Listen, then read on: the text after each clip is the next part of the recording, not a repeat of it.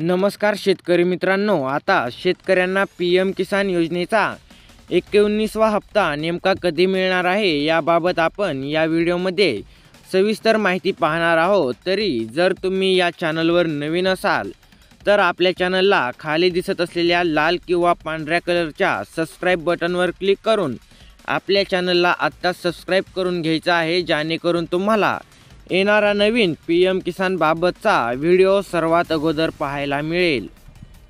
शेतकरी मित्रांनो, तुम्हाला तर माहीतच आहे की पीएम किसान योजनेत दरवर्षी 6000 रुपये दिले जातात व 3 महिन्याच्या अंतरकाळात शेतकऱ्यांच्या खात्यामध्ये 2000 रुपये दिले जातात। तर याची नेमकी तारीख काय आहे, चला तर आपण आता पुढे पाहूयात।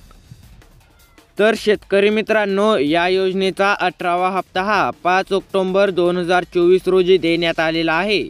आता शेतकरी या योजनेचा किसान सन्मान निधीच्या 19व्या हप्त्याची वाट बघत आहेत। तर मिळालेल्या माहितीनुसार 19व्या हप्त्याचे पैसे हे फेब्रुवारीच्या पहिल्या आठवड्यात शेतकऱ्यांच्या खात्यात जमा होऊ शकतात।